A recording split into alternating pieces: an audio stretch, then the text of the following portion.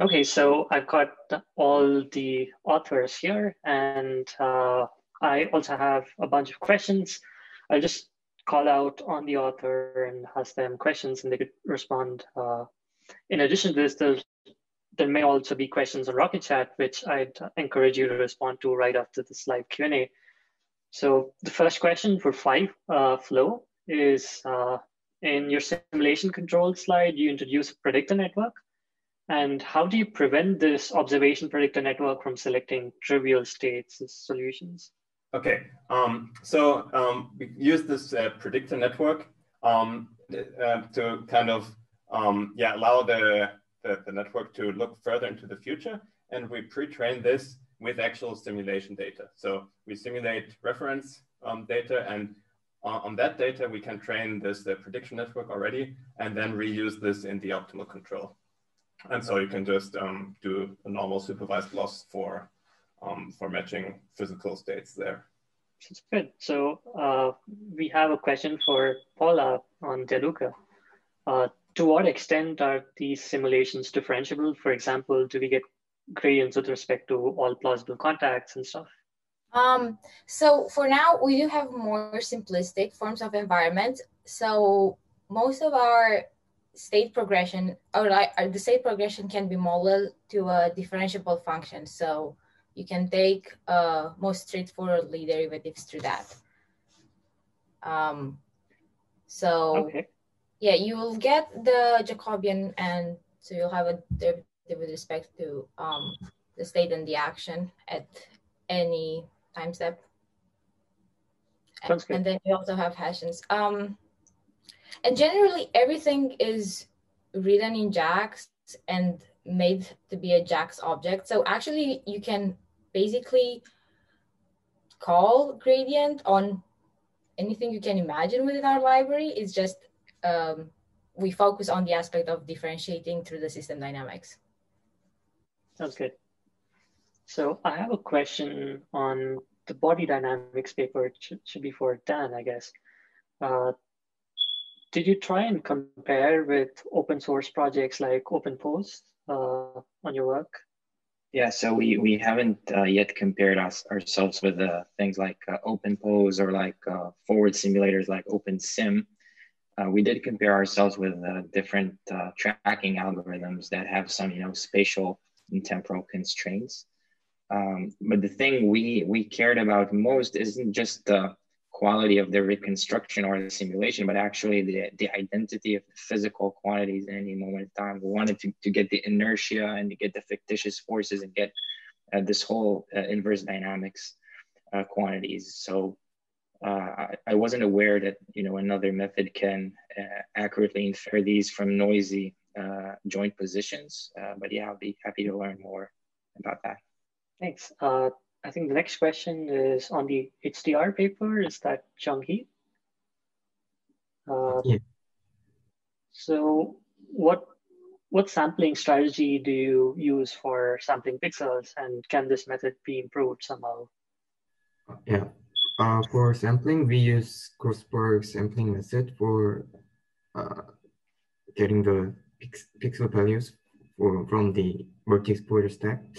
And I guess there can be more efficient or way to get the samples, but because we gather all the values for 0 to 255, so I don't think other method could much improve the total HDR construction structure. Performance, yeah. That's good, yeah. So we have a question on the Blendshape paper, and it is, how do you actually choose facial landmarks, and will a poor choice of landmarks impact the output? Have you assessed some of that? So first question, how we choose the landmark? There is the FACS system. So we manually decide the landmarks on the Blendshape according to the FACS system definition of the landmarks. And for the second question, can you please repeat? Yeah, it's about do a poor choice of landmarks impact your output a lot? Like, do the landmarks have to be very carefully handcrafted, or I think what it means is if you chose something else, would your results vary drastically? Okay. Yeah. So because originally the blend shape can be considered as the dense mesh that can accurately capture every detail of the facial muscle of the deformation of the facial skin. But in our workshop, in our current work, we just use the landmarks to measure the deformation of the geometry. If we use other measurements, or if we directly use the whole dense mesh, there will be more accurate, these are the more accurate measurements of the deformation. So we expect the improvement of the performance of our top-down model if we use this dense mesh or other measurements instead of the landmarks. Yeah, sounds great. Thanks. I have another question, I think, on body dynamics. This is great work. Can you give us an idea of the types of problems that this might be applied in? The mouse model seems quite useful.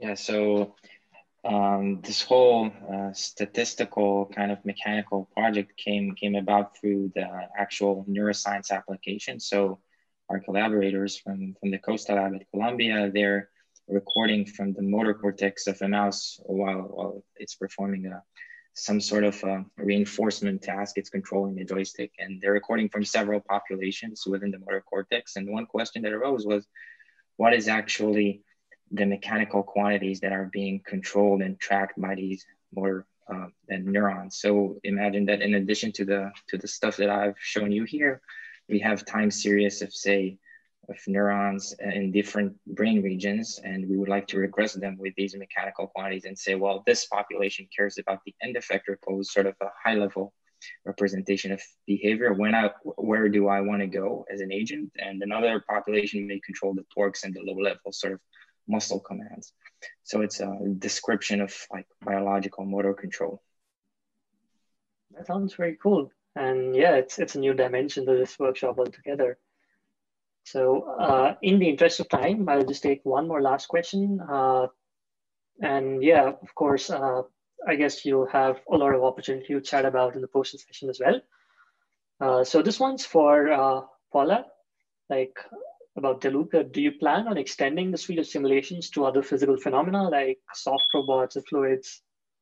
I guess there's just about next steps. Yes, yeah. So that's our main plan. To basically extend to more sophisticated simulation environments. I think for the beginning, we'll still focus on tasks that are fully, like that we expect to be, like that are differentiable inherently. But then the plan is to evolve and maybe even consider harder setups. Sounds great. So yeah, with this, I'd like to thank all of you for joining in and for taking time to answer questions.